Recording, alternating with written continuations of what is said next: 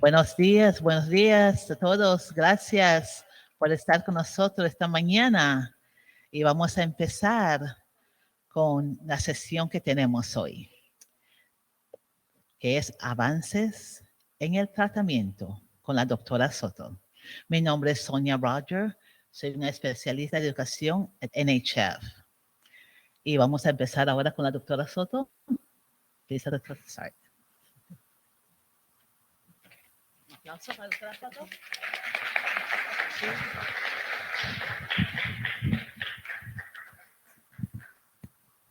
No me voy a poder mover mucho porque esta no se mueve mucho, pero pues vamos aquí para por lo menos salirnos un poco del podio y entrar un poquito más en calor.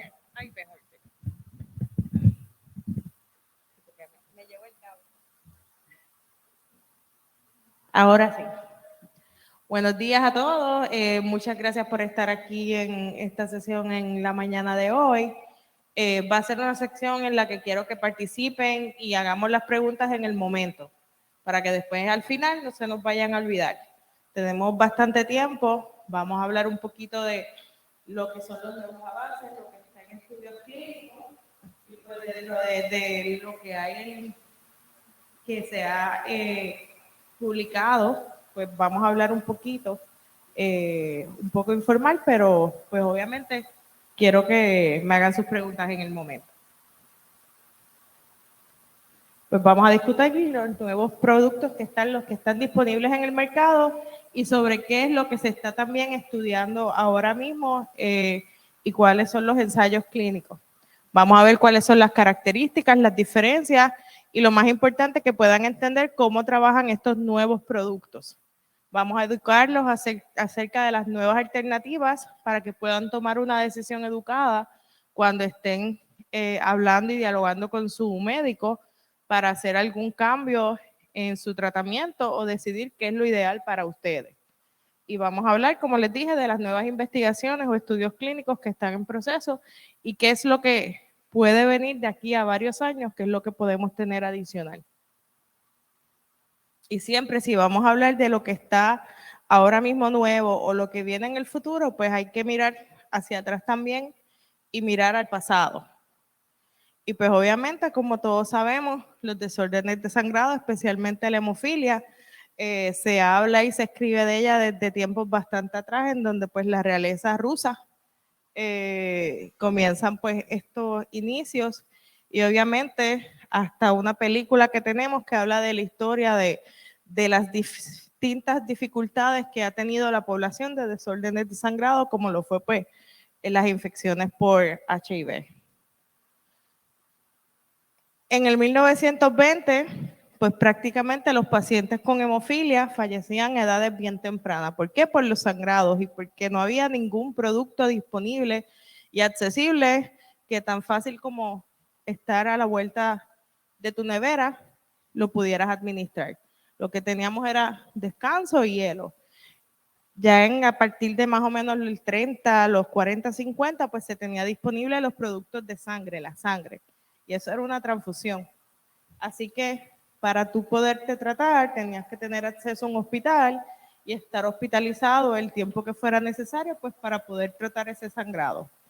Ya pues a partir de 1960 comienza a desarrollarse el crioprecipitado, que ya era una manera un poco más fácil y rápida para el tratamiento, y a partir del 70 es que comienzan a desarrollarse los primeros productos que son a partir del plasma. Ya aquí es posible entonces un tratamiento en el hogar y los pacientes de desorden de sangrado no tienen que estar necesariamente hospitalizados para recibir su tratamiento.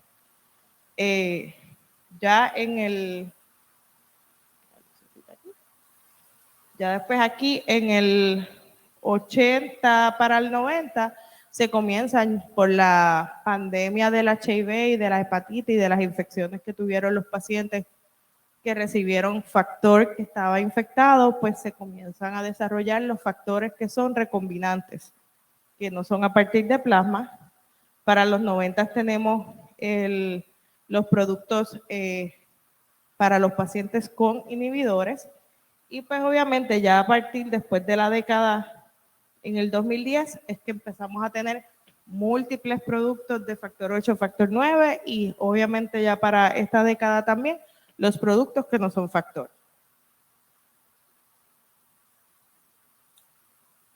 Pues básicamente tenemos dos formas de tratar a los pacientes de desorden de sangrado. Uno es a demanda. Demanda, como todos saben, es si sangro, pues me administro el producto que necesito. Esto pues es lo ideal para los pacientes que son leves o moderados, pero no así para la gran mayoría de los pacientes que son severos. Porque no vamos a tener una prevención de sangrado, solamente vamos a tratar el episodio. Lo ideal para los pacientes severos y muchos moderados y hasta incluso en algunos leves es la profilaxis, que es el uso de factor para prevenir los sangrados. ¿Y qué es lo importante a la hora cuando estamos hablando de manejar y tratar un sangrado? Es el plan de tratamiento. Cómo en ese momento, independientemente de si estoy en una profilaxis o no, si tengo un sangrado, tengo que tratarlo. Por lo tanto, tengo que administrar ese factor que tengo deficiente. Adicional a dar ese tratamiento, ya sea pues por un factor intravenoso si está disponible o plasma en los desórdenes de sangrado más raros y que no tenemos lamentablemente factor disponible, pues también ese manejo del dolor, ese RICE que es el descanso, hielo, elevación y compresión. Y en caso de que requieran un estudio de imagen, pues después que ya se haya manejado la parte de hemostasis, o sea, de administrar lo que necesitan para parar el sangrado, se hacen los estudios de imágenes necesarios. Terapias de reemplazo, pues hace muchos años atrás, así eran las transfusiones. ¿Y qué pasaba con estas transfusiones que eran directamente de una persona a otra? Pues aquí, ahí no se conocía lo de la incompatibilidad, así que muchos pacientes que recibían la transfusión fallecían porque tenían problemas de incompatibilidad y reacciones adversas.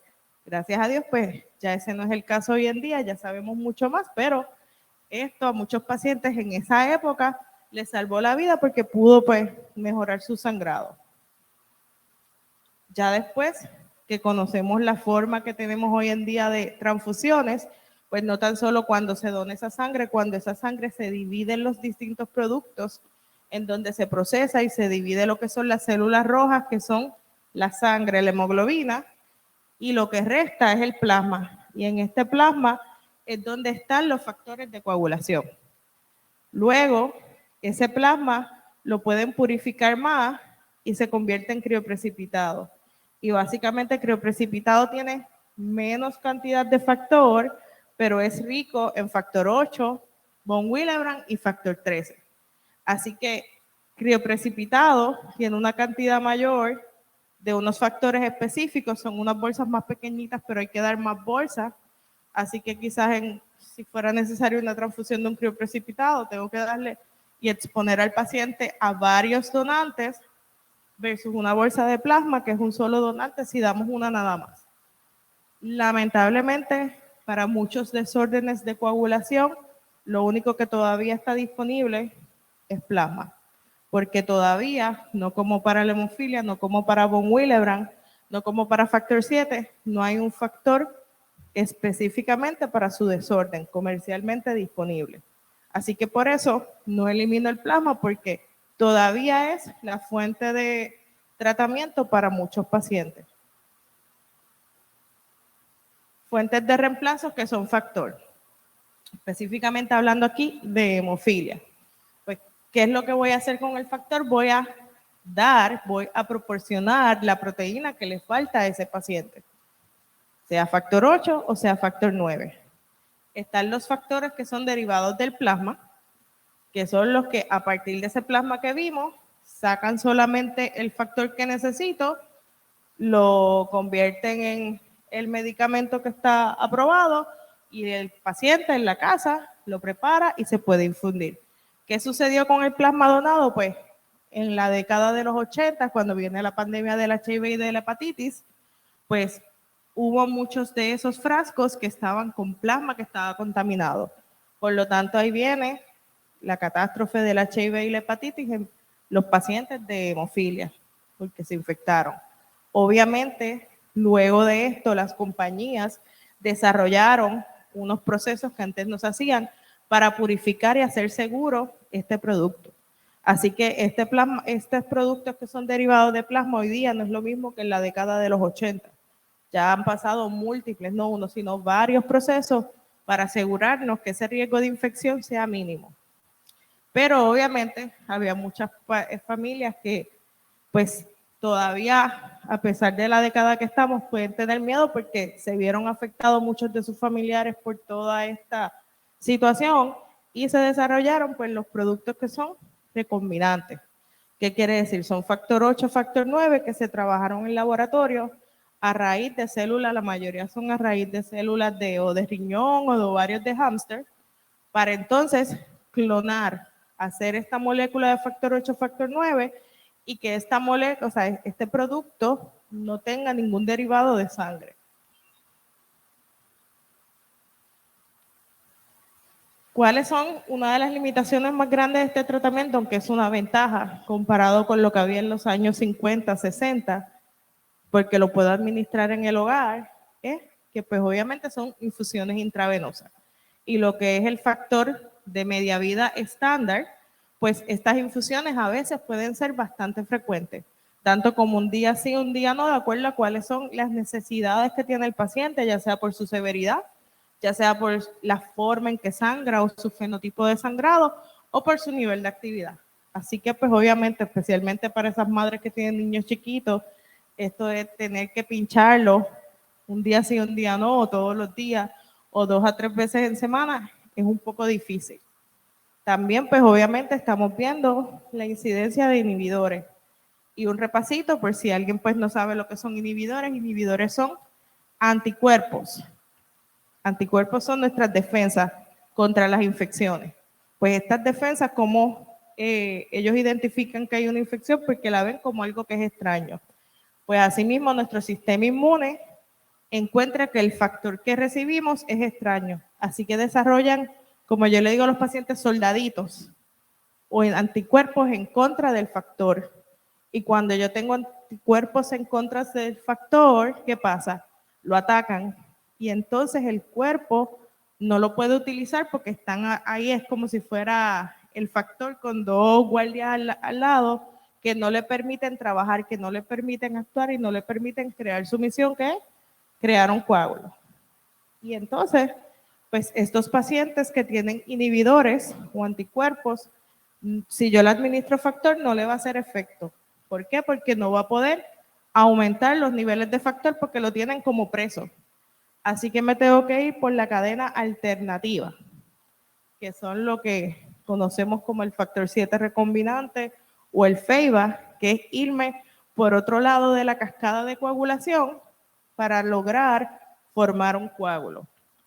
¿Y qué pasa en estos pacientes que desarrollan inhibidores? Que esa coagulación yéndome por el camino alternativo no es tan efectiva como si me fuera por el camino real. Tengo una pregunta por aquí.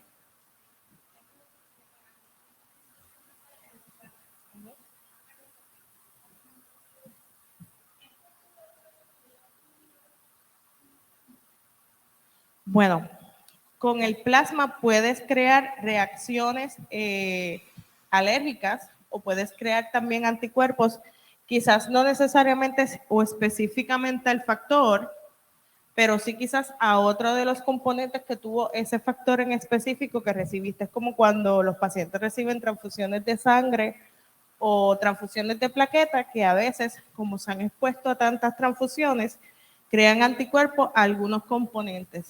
Y ya en esos casos específicos, pues hay que tratar de ser un poco más específico o incluso pues hay estos productos específicos de plasma en donde tratamos que estas reacciones no ocurran. Podría ser en algún tipo de persona, pero no he leído nada que esté reportado, que hayan creado como tal inhibidores al, por ejemplo, factor 5, algún otro factor. No obstante, no que no sea posible, sino quizás es que no lo están buscando tanto, porque obviamente es un desorden más extraño. Pero sí, uno de los riesgos al estar recibiendo las transfusiones de plasma es que crees un anticuerpo o algún tipo de reacción contra alguno de los otros componentes. Porque versus quizás el paciente de hemofilia que está recibiendo un factor que recibe solamente lo que le hace falta, está recibiendo muchos otros factores, más adicional ahí hay anticuerpos de la persona que lo donó. Y puedes crear reacciones o alérgicas, pueden ser leves como picor o urticaria, hasta reacciones serias como una anafilaxis. Así que pues puedes tener distintos tipos de riesgos y reacciones. Ajá.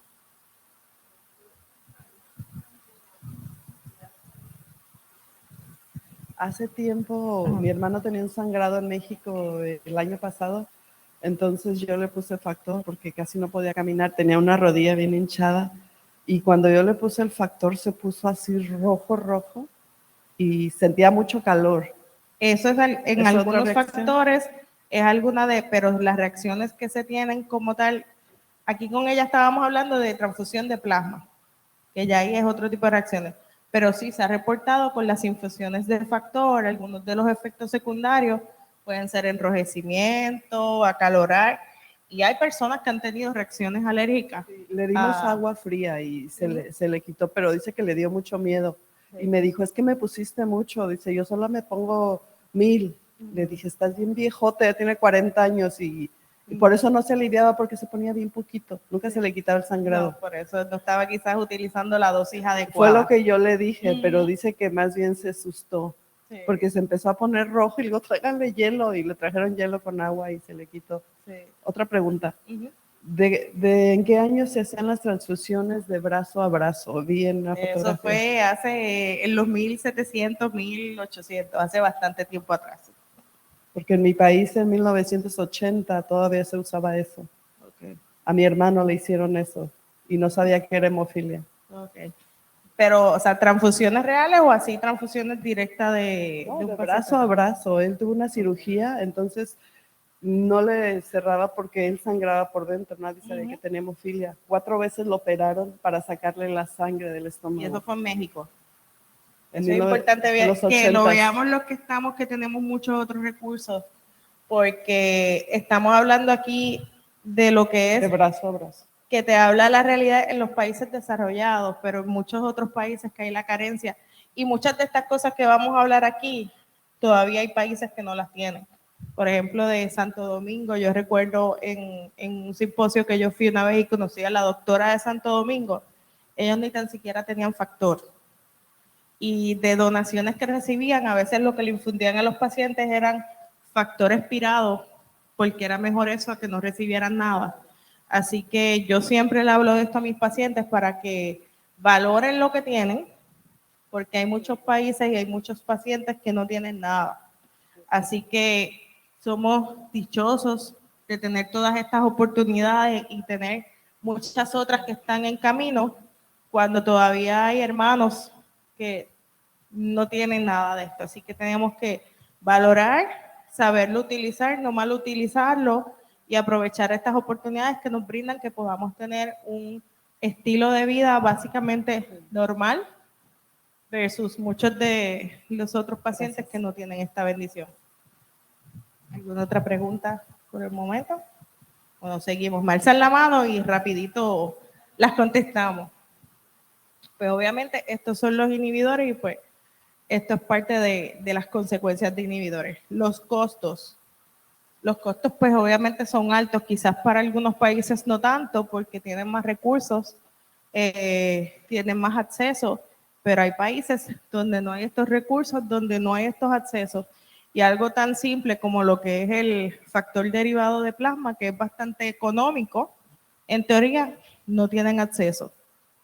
Y como dije aquí, que qué bueno que en ese momento vino el comentario, acceso limitado al tratamiento en muchos países.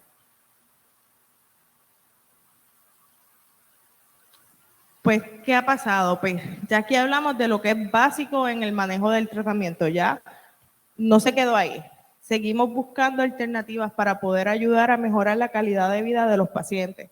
Y aquí es que vienen estas nuevas investigaciones y estas nuevas modalidades de tratamiento, en donde tenemos productos de media vida extendida. Para estos productos, ayudarnos a que estas infusiones sean menos frecuentes que con el factor de media vida estándar. Vamos a hablar también de los productos de la tenaza intrínseca, que ya estamos aquí dentro de los productos que no son factor, los inhibidores en los mecanismos de anticoagulación, y vamos a hablar un poquito de la terapia genética. Algunos de estos productos ya están comercialmente disponibles para los pacientes y otros están en estudios clínicos. Pues, ¿qué sucede con la extensión de media vida? ¿Qué es lo que yo quiero? ¿Qué es la media vida? Media vida en un factor es el tiempo en que se tarda que el cuerpo lo elimine. Si yo recibí factor ahora mismo, la media vida es el tiempo que tarda en que ese factor que yo recibí, vamos a ver, estamos al 100%, baje al 50%. En el factor 8, la media vida, de acuerdo, va a variar la media vida por persona. Por eso es que entramos aquí en lo que se habla de la farmacocinética, que es el mecanismo propio de cómo mi cuerpo elimina este factor. Pero en general, en los estudios, lo que le llaman la media, en el factor 8, esa media vida es aproximadamente entre 8, en algunos casos hasta 12 horas.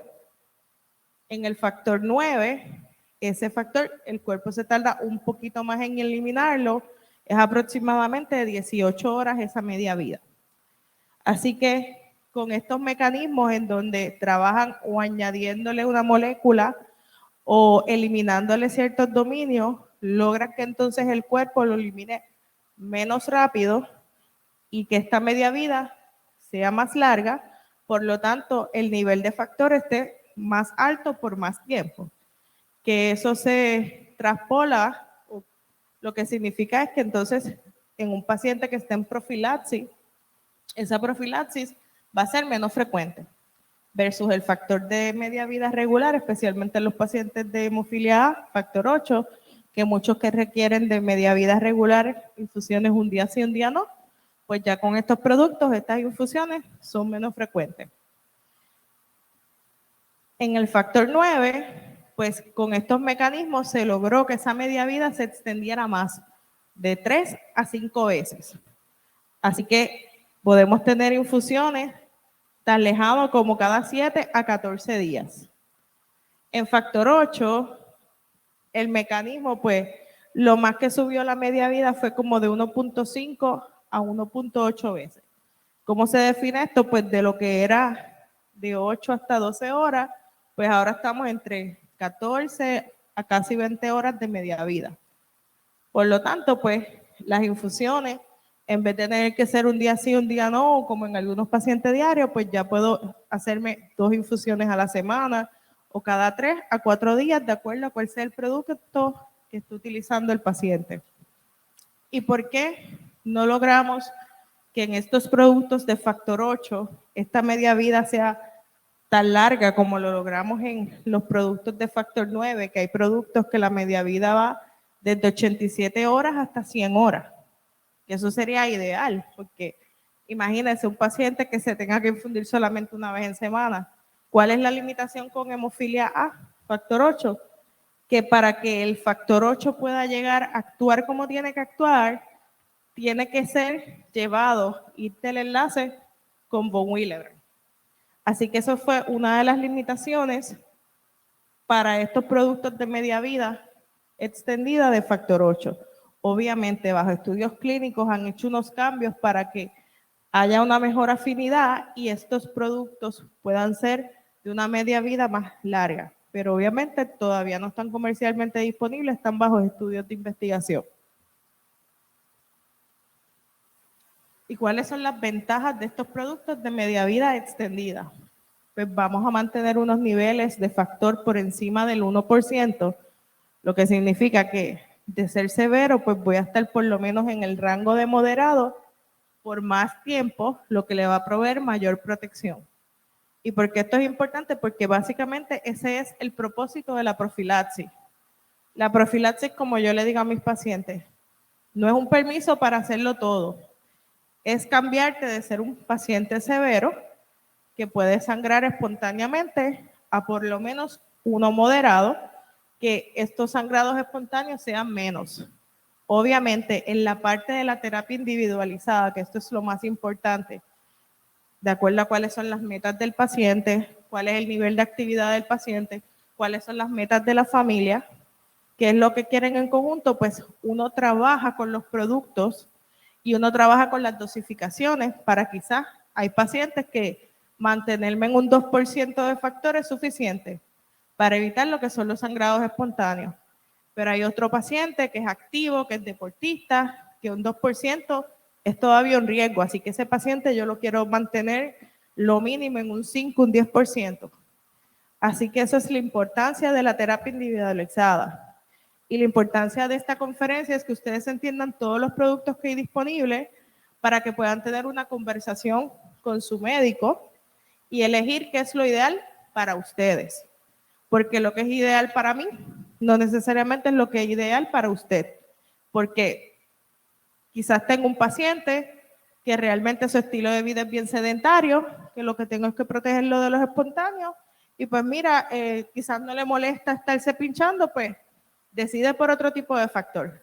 Versus tengo este paciente que es severo, que es sumamente dinámico, que quiere hacer deporte, en donde quizás tenemos que trabajar varias modalidades o varias frecuencias en cómo vamos a poner el factor.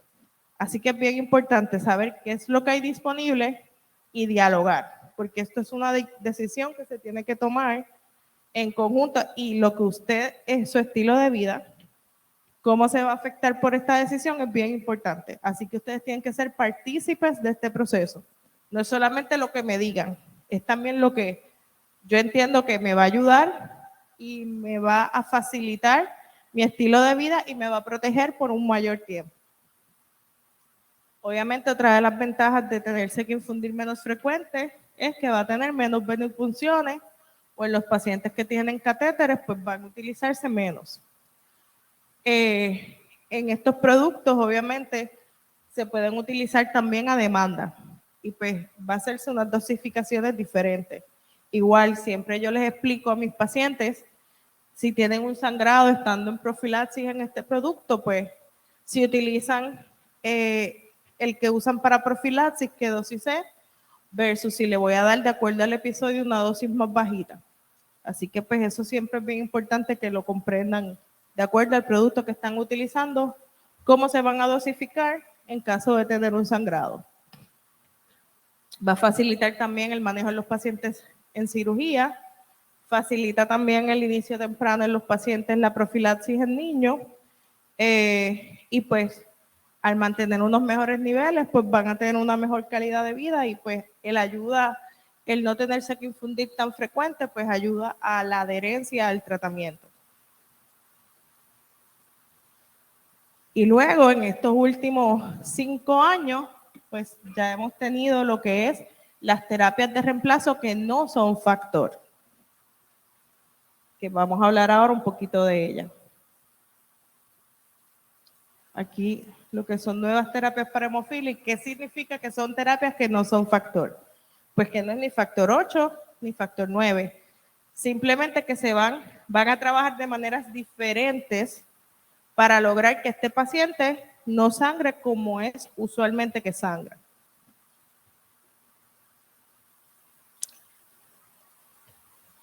¿Qué es una hemostasis balanceada? Nuestro sistema de hemostasis o de coagulación, como todo, es perfecto y tiene que haber un balance. Así como tenemos los factores de coagulación para formar un coágulo, tenemos la cadena de anticoagulación, que esa cadena es para romper los coágulos. Y uno dice, pero ¿por qué entonces si yo no quiero sangrar y tengo un sistema que me va a romper los coágulos? Imagínense si no tuviéramos el sistema de anticoagulación y yo tengo una herida o tengo un daño al endotelio, que entonces se empieza a formar un coágulo y no tengo quien limpie el exceso de coágulo que se formó. Pues estaríamos todos por ahí con trombos. ¿Y qué son los trombos? Pues no es tan solo el trombo que me da en la pierna, que me causa dolor y me la hincha, es que los infartos cerebrales son secundarios a trombos en los vasos sanguíneos de la cabeza, es que vamos a tener muchas otras consecuencias. Así que nuestro sistema natural de coagulación, así como formo coágulos, tengo el proceso para romper los coágulos en exceso. ¿Y qué pasa si en alguna de las dos cadenas falta algo? Pues si el problema es en la cadena de coagulación, no puedo formar coágulos adecuadamente o coágulos que sean lo suficientemente fuertes para que se mantengan, pues ¿qué va a pasar? Voy a sangrar, porque esta cadena sigue igual, voy a limpiar el coágulo igual.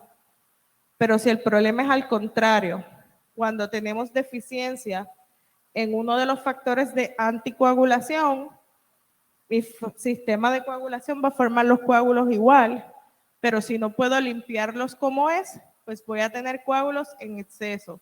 Y estos son los pacientes que tienen predisposición a formar coágulos en las piernas, que pueden tener infartos cerebrales, que pueden tener infartos cardíacos a tempranas edades por estos factores de riesgo. Así que con esto, lo que se empezó a experimentar y se ha empezado a buscar es qué alternativas yo tengo, porque si me falta un factor de coagulación, si yo entonces trabajo con el proceso de anticoagulación, si yo puedo lograr que estos pacientes no me sangren. Así que aquí es que vienen varios de los productos que vamos a discutir hoy que están bajo estudios clínicos.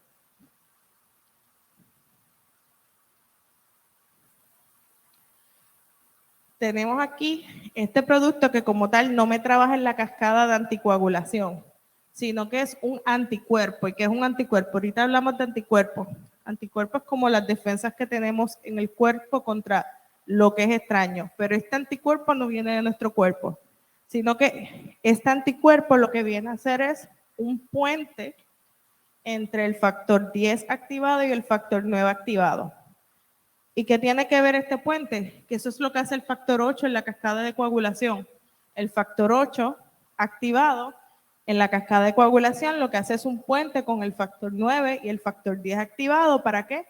Para lograr el resultado final de la coagulación, que es generar trombina.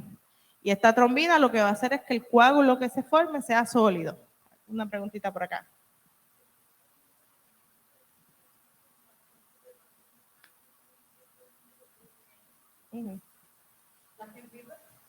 Están en estudios clínicos.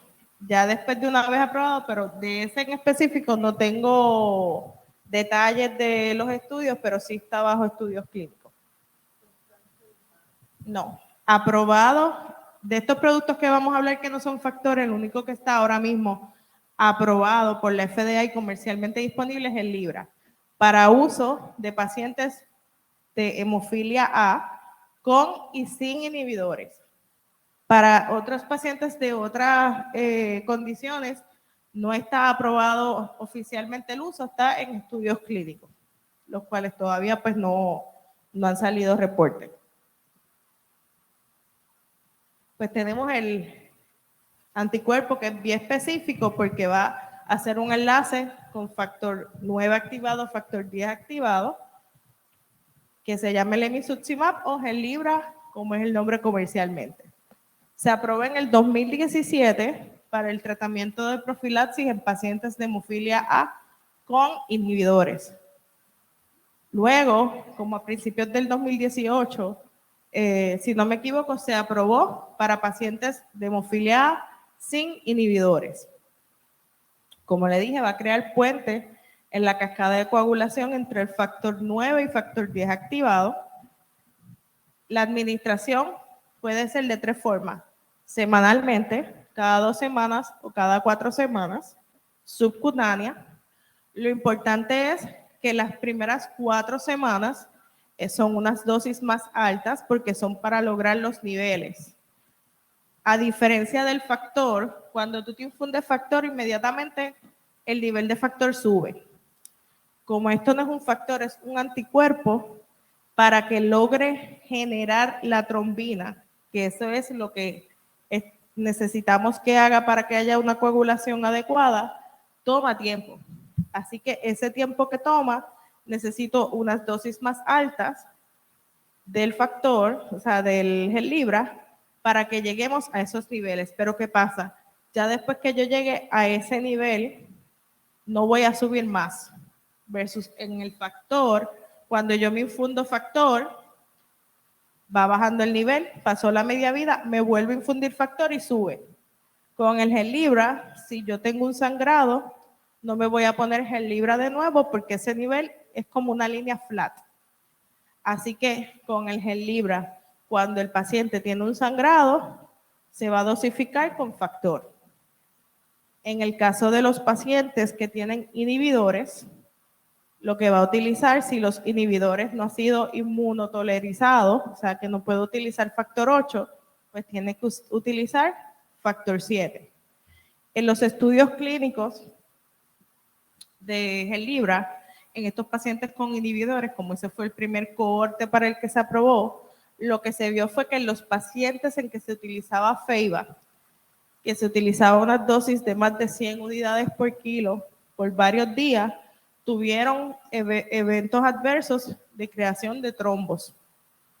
Por lo tanto, lo que se recomienda en los pacientes con inhibidores que no han sido inmunotolerizados, que están utilizando el emicizumab, es que para los sangrados se utilice el factor 7.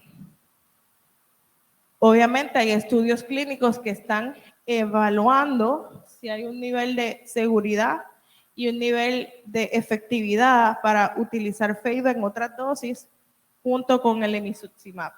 Pero todavía, pues, lo más recomendado es utilizar factor 7 si el paciente no está inmunotolerizado.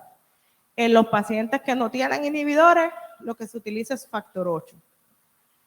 Y este factor 8, usualmente yo con mis pacientes, lo utilizo quizás unas dosis que no son tan altas como las que utilizaría en un paciente que no está en este producto. ¿Por aquí alguien alzó la mano? ¿Alguna duda o pregunta? Así que si el paciente tiene un sangrado, pues se tiene que infundir con factor cuando tiene ese sangrado. Ok, quiero saber la diferencia. Mi hijo tiene factor 9 y tuvo insípidos y usó Novo 7. ¿Cuál es la diferencia entre el factor 8 y 9? El factor 8 y factor 9 son dos factores de coagulación y van a tener cada uno un trabajo diferente en la cascada de coagulación. Porque su hijo me dijo que tiene factor 9 con inhibidores. Ahorita están por el lado. Está, pero que entonces, usted como que la pregunta quiere ser que ¿por qué no le dan factor 8 por los inhibidores? No, Okay. Porque tuvo que usar el factor Novo 7 y no el otro, el Feiba.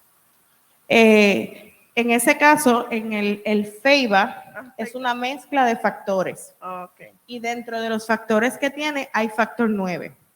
Por eso en los pacientes con factor 9 con inhibidores preferimos utilizar el factor 7 en vez de Feiba. Okay. Porque entonces lo que tú quieres es dejar de exponer al paciente al factor al que le creó anticuerpos, para que esos anticuerpos vayan como que neutralizándose, disminuyendo, para luego entonces poder uno trabajar con lo que es la inmunotolerancia, que sería exponerlos a unas dosis altas de factor para eliminar ese anticuerpo. Si le doy para los sangrados Feiba, lo voy a seguir exponiendo al factor 9, versus un paciente de hemofilia A, factor 8, que el Feiba no tiene factor 8. Así que usualmente pues ese se expone más a Feiba. Ok. ¿Y pueden regresar los insípidos porque suben, bajan? Lo que sucede cuando tú dejas de exponer al paciente al factor al que tiene el anticuerpo, el inhibidor, esos niveles del inhibidor van a bajar. Okay. Cuando yo lo vuelva a exponer, se sucede lo que es una respuesta anamnésica, que es que volví a ver el antígeno que me estaba causando el anticuerpo y van a subir bien alto. Así que lo ideal en este paciente es, si lo voy a volver a exponer, se haga en una rutina de inmunosupresión y de inmunotolerancia. Obviamente, hay que mirar, porque no estoy viendo cuál es el caso. Hay pacientes que tienen inhibidores de bajos títulos y a esos pacientes sí se le puede reexponer a dosis más altas de factor, pero hay que monitorearlo. Así que pues es bien importante antes no hacerlo sin que se haya consultado con un médico y ver qué régimen. Probablemente lo que van a planificar con él es hacerle una inmunotolerancia, que es tratar de eliminar esos anticuerpos. Ok, porque inclusive el doctor no le quiere subir la dosis. Él es muy alto, y está gordito, y él usa 5,000 unidades, que es poco para él, pero es para los inhibidores, yo pienso. Gracias. Sí. Ok. Había otra pregunta. Oh. Mi pregunta ¿es cierto que el Feiba viene de cerdos? El Feiba es una mezcla como tal de distintos plasmas. Es de plasma, porque es una mezcla de plasma. Pero no de los cerdos. Ese dato en verdad tengo que corroborarlo. Ahora mismo de memoria no me lo sé. Gracias. Ok, pues aquí volviendo al emisutzimab. Como les dije, hay 3 regímenes diferentes que se están utilizando una vez en semana, o cada 2 semanas, o cada 4 semanas. Si es una vez en semana, es una dosis. La dosis de cada 2 semanas a veces son 2 pinchazos, porque es la dosis que yo recibiría semanal por 2. Y cuando es cada 4 semanas, pues la dosis completa de lo que recibiría al mes en una sola ocasión, que a veces pueden ser varios pinchazos. Otra cosa con el emisutzimab, que obviamente hemos ido descubriendo a medida que nos hemos familiarizado más con su uso, es que al inicio no se recomendaba, cuando se estaba en la parte de loading, de lograr hacer los niveles, el uso de profilaxis, y ahora sí se recomienda, especialmente porque esas son en lo que uno va logrando esos niveles, es el riesgo mayor de que los pacientes sangren. Así que, especialmente en esos pacientes bien activos, yo lo que les recomiendo es, en esas primeras 4 semanas del uso de este factor nuevo, utilizar también su profilaxis. Lo que hago muchas veces es, le hago una profilaxis quizás una vez en semana o unas dosis más bajas, pero es para protegerlo en lo que logramos hacer los niveles del emisutzimab. Hay una pregunta en línea. Si un paciente con hemofilia A severa está en profilaxis con inhibla, ¿puede crear trombos? En algunos pacientes podría verse, es un factor de riesgo, pero obviamente aquí mayormente quizás asociado al que haya utilizado factor porque haya tenido un sangrado. Pero sí, en parte de lo que se vio en los estudios clínicos no es tan común, pero podría suceder. Otra más pregunta que sale aquí. Para trombastenia de Glanzmann, ¿hay profilaxis? Me dijeron utilizar Novo7 para sangrado intenso. En el caso de ellos, Novo7 está aprobado para esos usos, pero no entiendo como demanda, no como profilaxis.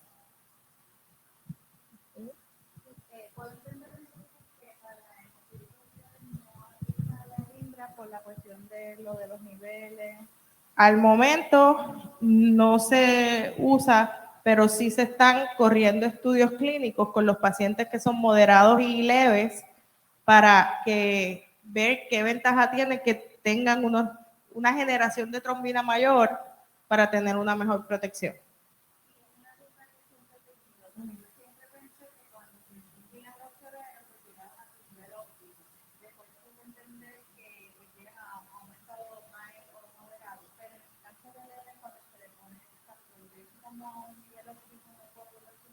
El factor, como lo calculamos, es de manera tal que logremos alcanzar por lo menos mínimo el nivel de factor que necesitamos para poder coagular.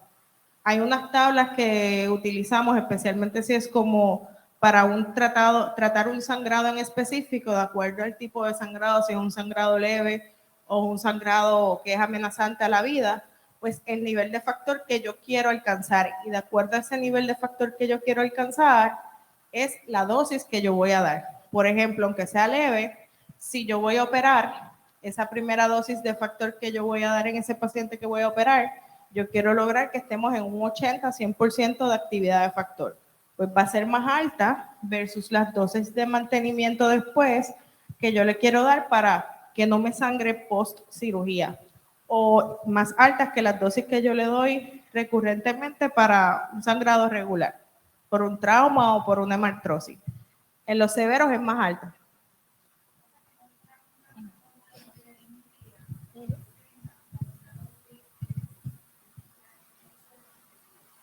Sí, pero está cubierto, estamos en el momento en que lo infundes, sube, pero ese factor va a ir bajando poco a poco según la media vida. Y obviamente, pues uno calcula las dosis a cuánto yo quiero subir, pero no es que me voy a quedar allá arriba todo el tiempo. Entre ya 8 a 12 horas, si es un factor de media vida regular, factor 8, ya va a estar a la mitad de lo que le di.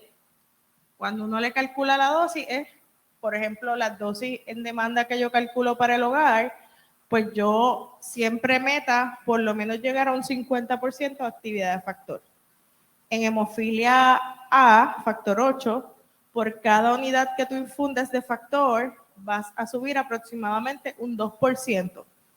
Unidades por kilo, porque las unidades para factor se calculan unidades por kilo. Por cada unidad de factor 8 que yo infundo un paciente, debe subir un 2%. Versus en hemofilia B, que por cada unidad de factor por kilo que yo infundo, va a subir un 1%. Así que las dosis en los pacientes de hemofilia B, factor 9, van a ser siempre más altas que los pacientes de hemofilia A, porque el nivel de factor que sube con cada uno es diferente.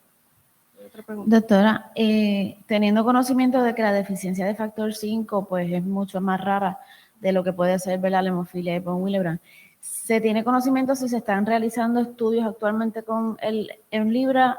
Y de no haber estudios al momento, tal vez se vislumbra que en un futuro lo puedan explorar.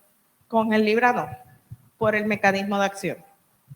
El mecanismo de acción que tiene el Hemlibra, como es un anticuerpo biespecífico, que lo que viene es hacer la tarea del factor 8 en la cascada de coagulación, pues no se está estudiando ni para 9 ni para otros desórdenes. Sí, quizás se ha tratado y se está viendo hemofilia B y von Willebrand, pero está en estudio. Otros que vamos a hablar ahorita, quizás no en este momento, pero sí en el tintero, hay más posibilidades que quizás se puedan utilizar con otros desórdenes de sangrado.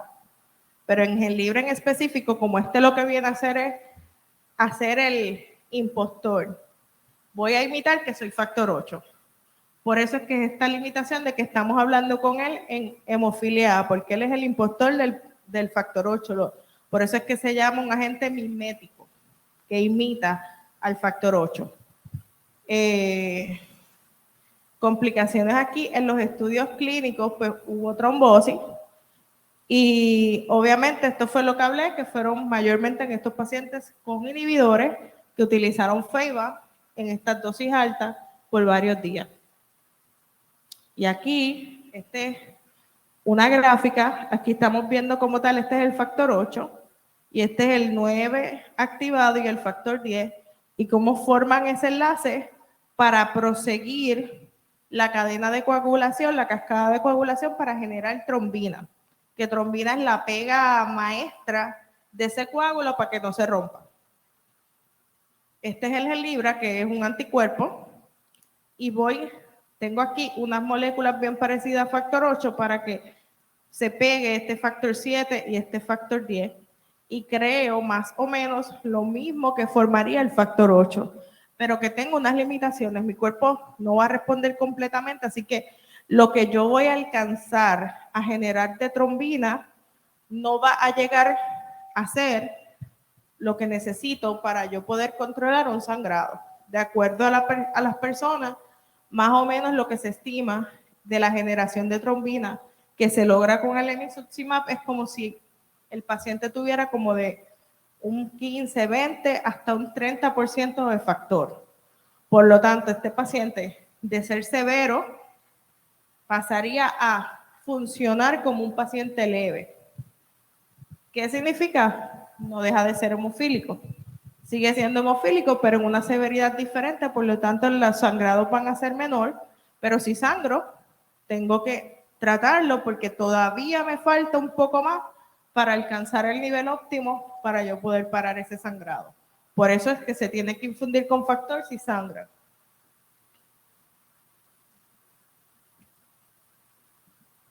Aquí en los primeros estudios del emicizumab se estudiaron 109 pacientes de hemofilia con inhibidores a factor 8 con dosis semanales subcutáneas. Este fue de los primeros estudios para cuando se aprobó. Y hubo un 87% de reducción en la tasa anual de sangrado. Y 63% de estos pacientes en profilaxis no tuvieron sangrado. Esto en la población con inhibidores es algo bien significativo. ¿Por qué? Porque como les dije anteriormente, los pacientes con inhibidores lo que tenían de producto de uso eran los de cadena alternativa, en donde esa hemostasis no es completamente funcional.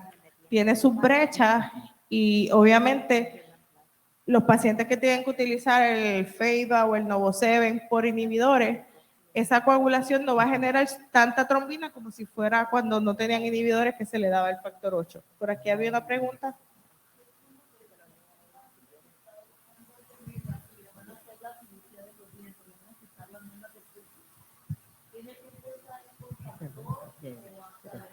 Eso lo tiene que, con el médico, se dialoga. Hay varias formas de utilizarlo. Hay que personalizar el tratamiento. Obviamente hay que ver el paciente, cómo está. Hay algunos pacientes, algunos procedimientos menos invasivos, en donde a veces no hay que dar algo más, pero de acuerdo a cuán invasivo vaya a ser o cuánto riesgo de sangrado haya, se trabaja y se hacen unas recomendaciones. No es que tiene que empezar a usar factor desde antes, con que justo antes del procedimiento se le infunda una dosis de factor es suficiente. Pero sí es importante que con todo procedimiento se evalúe con su médico para que se den las recomendaciones de cómo se va a trabajar. Y cada caso se trabaja en individual. De acuerdo a cuánto riesgo de sangrado se tiene, es que entonces se va a trabajar con cuán agresivo se va a hacer en ese manejo.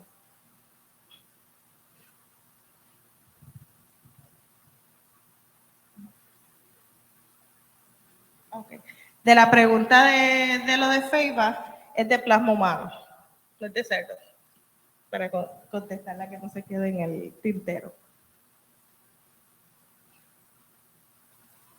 Y aquí pues, ya obviamente estos son los resultados de los primeros 4 Haven, ya están por el estudio número 7, en donde se ha seguido estudiando el emicizumab con distintas otras interrogantes que han surgido a partir de su uso, pero pues aquí está un resumen de los estudios clínicos en donde realmente lo que se ha visto con el uso de este producto es que hay una reducción significativa en los episodios de sangrado de los pacientes y hay una mejor pues calidad de vida.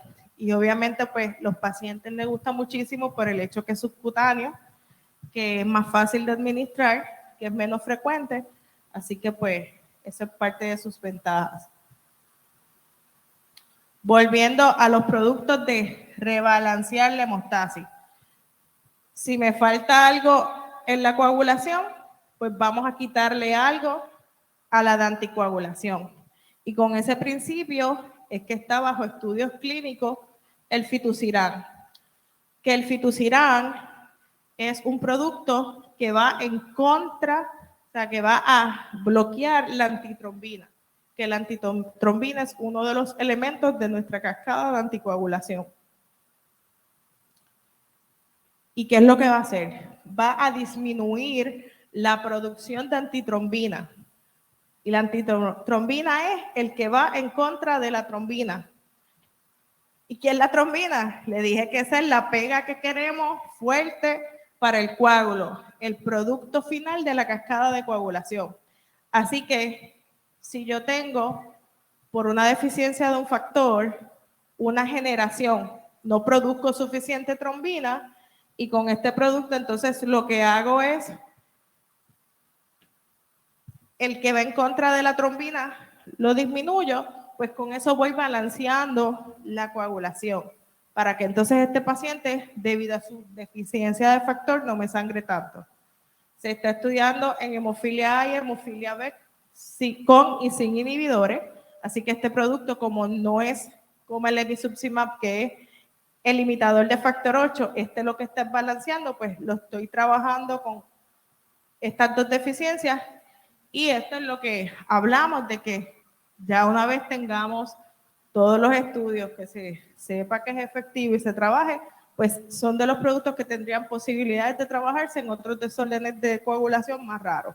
Pero por ahora estamos en estudios clínicos, no está comercialmente disponible y solamente está estudiando pacientes con hemofilia A y hemofilia B, o sea, deficiencia de factor 8 y deficiencia de factor 9. Se administra de dosis semanales mensuales subcutáneas y está en estudio fase 3.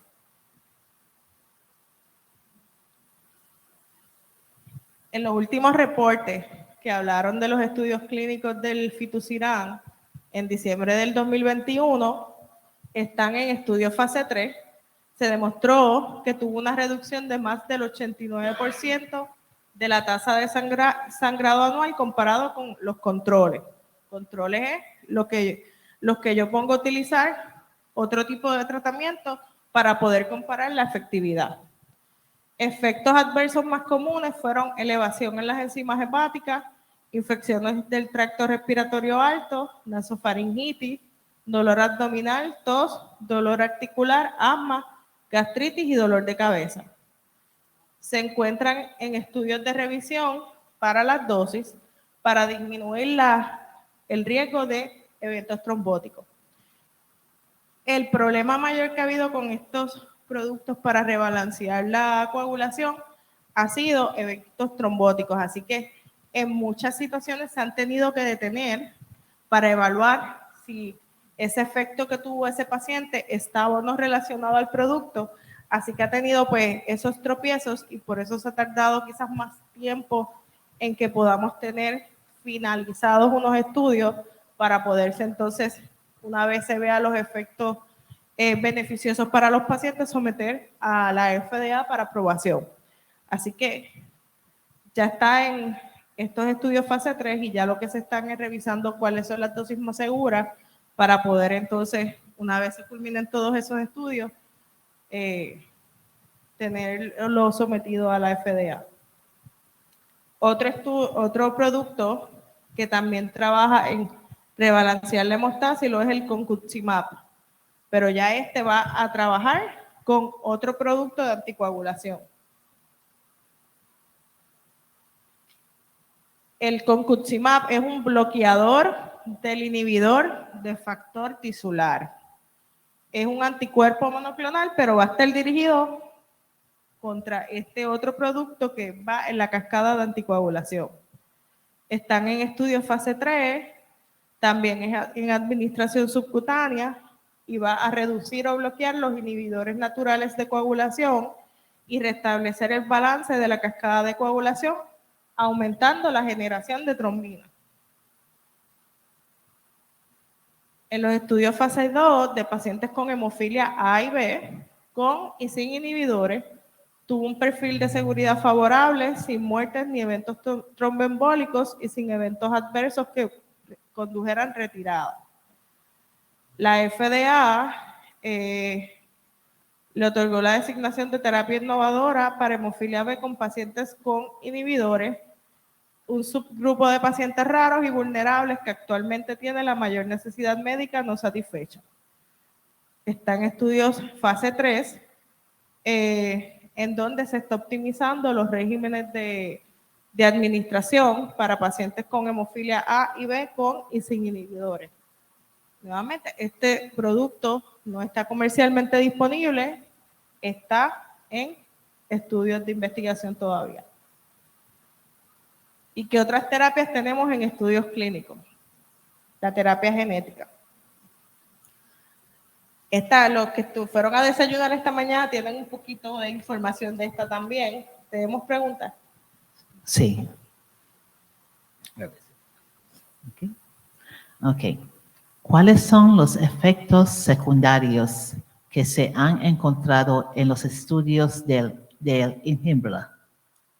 Con los estudios de Gelibra, pues obviamente efectos locales, de reacciones locales por la administración, el área roja, el área caliente. Hay algunos pacientes que puede haberle dado alergia. Se vieron los efectos de trombos, especialmente en el cohorte de pacientes con inhibidores con las características que discutí, y en un cohorte pequeño de pacientes también se vio inhibidores hacia el Gelibra. Fue pequeño el grupo, pero sí se vio en algunos pacientes.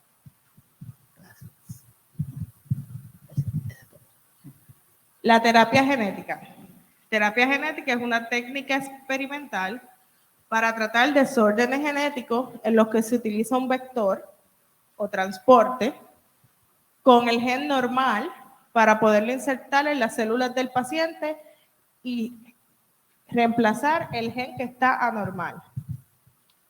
Se ha estudiado en distintas condiciones, como se habló esta mañana en el desayuno, está aprobado para otras condiciones que no son desórdenes de sangrado, pero actualmente están en estudios clínicos para hemofilia A, hemofilia B y von Willebrand.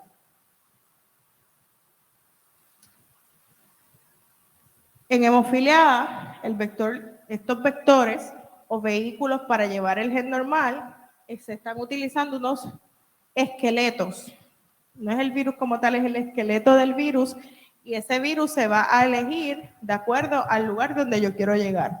Los factores de coagulación se producen en el hígado. Por eso es que el vector para la hemofilia A, para la terapia genética de hemofilia A, tiene que ir al hígado. Y en este caso, se encontró que el virus adenovirus asociado, o AAV, es un virus que no causa mucha sintomatología ni mucha enfermedad en los humanos, pero es afín al hígado, va al hígado, y se pudo utilizar ese esqueleto para entonces insertar en ese vector el gen del factor 8 o factor 9, para que entonces, una vez infundido intravenosamente, este gen pueda llegar al hígado y pueda entonces comenzarse a crear más factor 8 y más factor 9.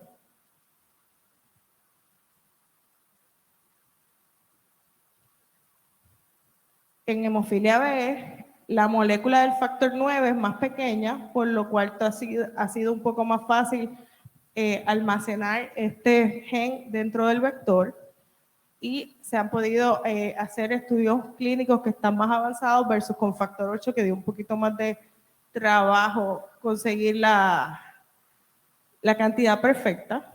¿Qué se ha visto en los pacientes en estudios clínicos? Obviamente todavía ninguna de estas terapias genéticas está aprobada por la FDA, están en estudios clínicos, y lo que se ha visto, se han estudiado pacientes ya en algunos casos, en algunos hasta por 5 años, que a lo largo de ese tiempo se hace la infusión del vector con el factor y se estudia cuánto tiempo dura la expresión y si el paciente responde o no a expresar y generar el factor. Se ha encontrado en los estudios de hemofilia B a largo plazo que estos pacientes son pacientes severos que tienen 0, se mantienen con un nivel de factor entre un 5, 11, y en los estudios de hemofilia B a largo plazo, hasta un 40% era lo último que estaba leyendo que se vio a largo plazo. Esto va a ser una respuesta que va a ser bien individual de persona a persona, por eso es que ha sido tan retante estos estudios clínicos y todavía no tenemos la suficiente información para poderse someter a la FDA y decir que esto es una terapia efectiva, porque cada persona podemos tener en el cuarto 5 pacientes que estamos haciendo este estudio clínico, le hacemos esta infusión del vector con el factor y no todos van a lograr generar la misma cantidad del factor. Lo otro que puede pasar en la terapia genética es que al inicio logramos unos niveles normales de factor, pero esa respuesta a lo largo que pasa el tiempo, van pasando los meses, años, disminuye. Y sí, de lo que se ha reportado de estos estudios clínicos, es que a pesar de que disminuye, se logra mantener un nivel de factor que te saca del nivel de severo y te convierte al paciente en un moderado o un leve. Así que, ¿qué podemos predecir de estos estudios clínicos, de lo que se nos ha reportado? Que la terapia genética es una alternativa, pero no es la cura todavía.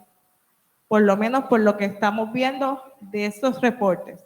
Así que todavía nos falta información al respecto para saber si esto va a ser o no una terapia para los pacientes. Muy probablemente sí, pero es importante que entendamos que esto es una respuesta que se va a tener y en muchos pacientes, o la mayoría de los pacientes, va a ir disminuyendo. Si se va a lograr mantener una terapia, o sea, un nivel de factor por todo el tiempo, eso todavía estamos, porque 5 o 6 años es el tiempo mayor que tenemos de estudio, así que eso pues todavía lo vamos a ver. Algunos pacientes han tenido una respuesta inmune transitoria al vector que se ha tratado exitosamente con esteroides. ¿Y qué es esto? El vector o el esqueleto del virus es específico y va al hígado. Llega al hígado, tiene que meterse en las células del hígado hepatocitos para que pueda entrar el gen. Nuestro sistema inmunológico, que es el que nos defiende contra las infecciones, lo que realmente hace es todo lo que sea extraño, lo identifica. Identifico que dentro de ese hepatocito hay algo extraño, así que creo una respuesta inmune. Y entonces lo que se ve es que hay aumento en las enzimas hepáticas como respuesta inmune a esta infusión, o sea, a este vector, y entonces lo tengo que tratar, que como lo que me está atacando es mi sistema inmunológico, por eso es que se trata con esteroides. Se inmunosuprime con esteroides para poder controlar esa inflamación que va a causar esa pelea entre el sistema inmunológico y ese vector que yo quiero que esté ahí para que se cree la cantidad de factor adecuada.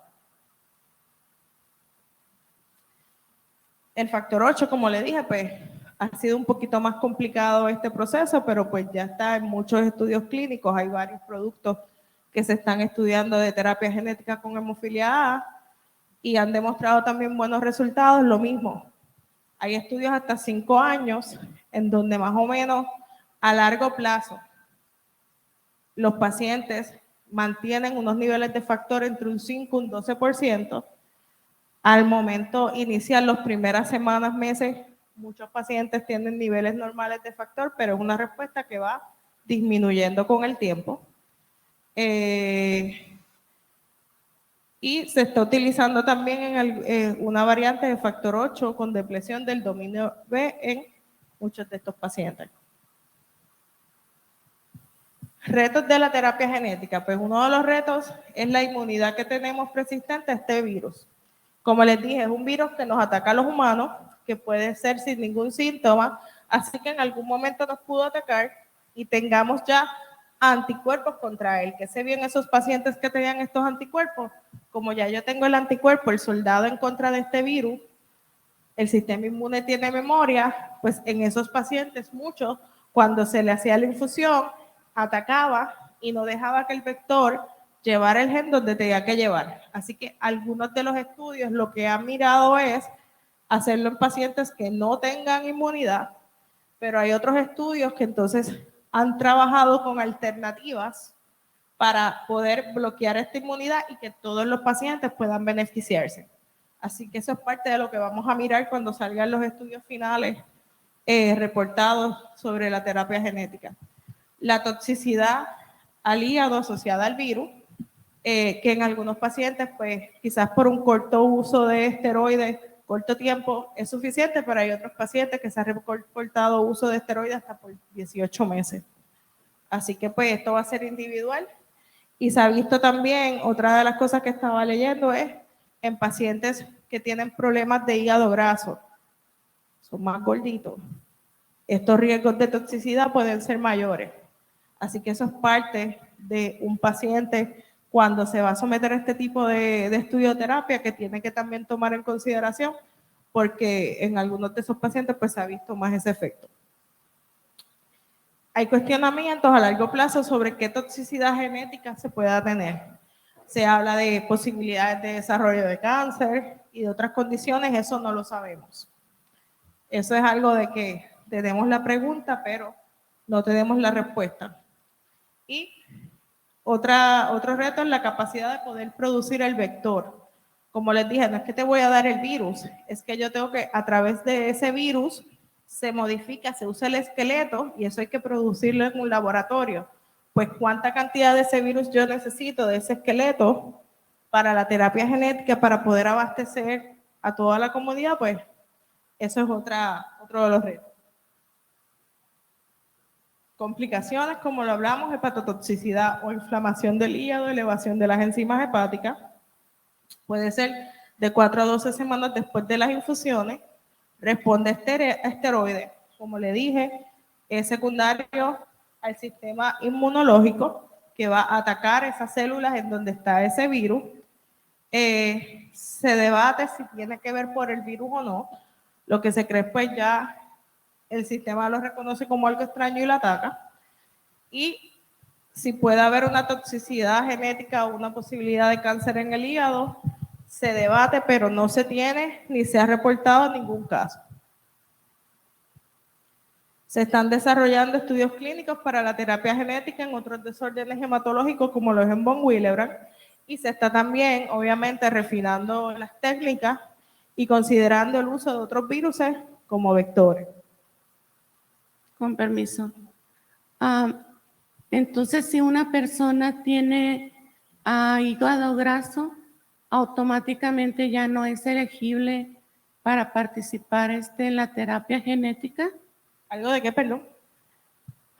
Si alguien tiene hígado graso, ya no es elegible para terapia genética. Automáticamente cada no. estudio clínico tiene sus propios criterios de elegibilidad. Lo que entiendo que no lo tienen como criterio de exclusión, pero sí lo que se ha visto en los reportes es que en los pacientes con hígado graso o tienden a tener más complicaciones por hepatotoxicidad o el nivel de aumento en los niveles de factor no es el ideal. ¿Algo más? Ok. Aquí con la terapia genética en von Willebrand, pues es un desafío porque el von Willebrand es un gen más grande. Ha sido un poco más difícil poderlo insertar en el vector. Se utilizó un modelo de ratón para estudiar la transferencia de genes específicos del hígado del vector de expresión de von Willebrand en los ratones por otro tipo de inyección, pero hubo una expresión temporal, así que no es que no se está haciendo nada, se está buscando alternativas. No hay estudios clínicos en personas, en humanos. Los estudios clínicos para la transferencia genética en von Willebrand aún están en las fases con animales. Siempre se empieza así, cuando se encuentra algo que puede ser prometedor, entonces que se comienzan a desarrollar los otros estudios clínicos, pero no están olvidados. Aquí, este reportaje es del 2020, donde se sometió a la FDA uno de los productos para terapia genética y la FDA solicitó un poco más de información antes de tomar una decisión, así que pues están buscando más información adicional de la que ya tenían para poder someterse nuevamente a la FDA para que sea una terapia aprobada. Sí, justamente de esto recibimos la noticia de que hace 2 o 3 días se aprobó en la Comisión Europea el Roctavian, que es como el nombre comercial de la terapia génica de Biomarin, como el último paso, por lo cual, no sé, pregunto, ¿eso supone que luego la FDA colabora en avanzar con eso o no? Pero lo que sí no hace... necesariamente. pero eso hace que si la Comisión Europea, al tenerlo aprobado, hay un montón de otros países, de misma Europa y América Latina, que tienen como norte, por lo menos, o como entidades rectoras, aunque no formalmente, a la EMA y a la FDA, bueno, empiecen a bajarle. La pregunta, su opinión, y además la pregunta es, seguramente no lo sepa, pero ¿cómo puede ser después que más allá de la cuestión estrictamente médica, la terapia génica puede ingresar al mercado no solamente en costo, sino también en cambio cultural, digamos, del paciente? Porque muchos por ahí pueden tener la accesibilidad de hacerlo y por ahí por cuestiones de temores, de que es genético y que con la medicación que uno está más o menos bien o bien, no quiere cambiar, ¿no? O sea, está yendo bien con el caballo que va porque saltará otro a ver qué pasa, ¿no es cierto? ¿Cómo ve eso? Pues mire, referente a lo de FDA, hay muchísimos tratamientos y productos que se utilizan en Europa que el FDA aquí en Estados Unidos no hace la misma aprobación, o a veces hay otros usos que todavía no. Las reglamentaciones y las solicitudes son diferentes, así que quizás pueda ayudar a que esto sea más rápido, pero no va a ser necesariamente que porque ya se haya aprobado en Europa, la FDA vaya a dar una aprobación antes. Así que eso es parte de muchos tratamientos como en Canadá, Europa, que se tienen disponibles y en Estados Unidos no los tenemos porque quien nos regula es FDA. Referente al acceso al tratamiento, esa es una de las grandes preguntas e interrogantes que tenemos los médicos, porque lo primero es que no sabemos cuánto va a ser el costo de este producto. Adicional, que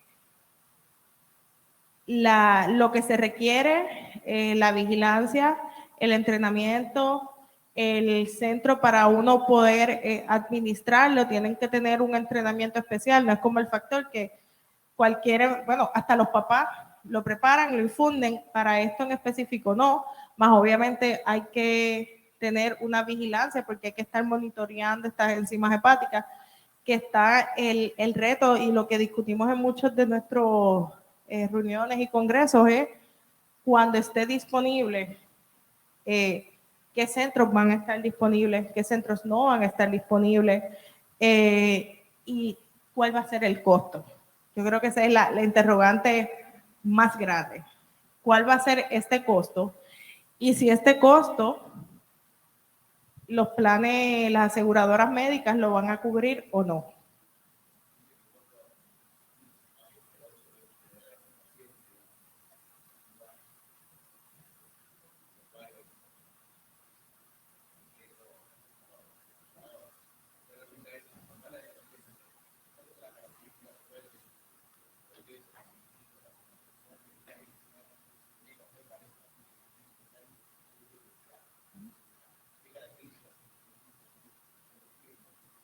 Por ejemplo, en esta parte, obviamente yo que no estuve ligada a un estudio clínico, pero sí se estuvo considerando en mi centro, lo que te exigen para uno, como esto estamos hablando de que es una infusión que es un vector, tú tienes que tener unos medios específicos, unos recursos y unos específicos para poder hacer. Es una infusión que se tiene que hacer vigilada con una enfermera y tienes que tener un seguimiento cercano para poder monitorear esas enzimas hepáticas. Y no todos los centros tienen la infraestructura que requiere estas infusiones. A la hora de aprobarse finalmente, si las exigencias van a ser iguales o los métodos para infusión como se estaba haciendo en los estudios clínicos, no se sabe. Pero, por ejemplo, hablando aquí en la región a la que pertenece mi centro de hemofilia, parte de lo que se está haciendo en las reuniones, se estaba investigando qué centros estaban con experiencia en trabajar estudios clínicos de terapia genética y qué centros pudieran estar listos o no para, en caso de ya estar aprobado, podérselo ofrecer a los pacientes, con el propósito de que esos centros que quizás no estén preparados o no tengan los recursos o no tengan la infraestructura para poderlo ofrecer, se pueda quizás crear una alianza entre centros, porque al pertenecer los centros de hemofilia a distintas regiones, tenemos centros hermanos en donde pudiéramos quizás referir a los pacientes. Eso es parte de lo que hemos hablado. Pero el reto mayor es la parte de costear el medicamento. ¿Qué va a pasar con las aseguradoras? Y eso va a ser bien dependiente de cada lugar.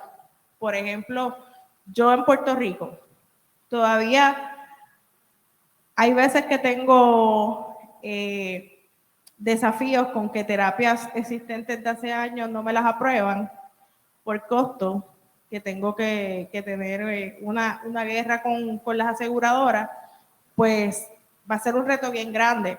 Yo tengo que demostrarle suficiente evidencia a esa aseguradora que está en la terapia ideal, y pues eso es algo que todavía no tenemos la respuesta. Igual acá en Estados Unidos no se sabe cómo va a ser esa aprobación. Todo medicamento obviamente que se aprueba, luego tiene que pasar por unas negociaciones con las aseguradoras médicas para estas aprobaciones, y ahí a veces tenemos que entonces los médicos entrar en unas justificaciones para que se le puedan costear a los pacientes. Así que pues todavía son muchas interrogantes en esa parte, que muchas no tengo respuesta, y muchos de los proveedores no tenemos la respuesta. ¿Alguna pregunta? Aquí son varias de las terapias genéticas que están en investigación, tanto para hemofilia A como para hemofilia B. Y pues otros retos persistentes en el tratamiento y búsqueda de soluciones o otros avances que están en el tintero: administración subcutánea de los productos factor 8 y factor 9. Están bajo evaluación la posibilidad de que tengamos productos que sean subcutáneos de factor 8 y factor 9. Y se habla, sí está bien en el tintero, la administración oral de factor. Se está trabajando también con modelos animales. Ya en esta parte estamos un poquito más adelantados, porque sí tenemos productos subcutáneos. Cómo atacar la inmunogenicidad o disminuir la formación de inhibidores es otra de las cosas que se están trabajando y se están hablando.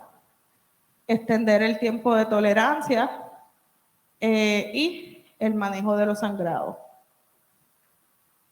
Vamos a dejar aquí para las preguntitas que puedan quedar.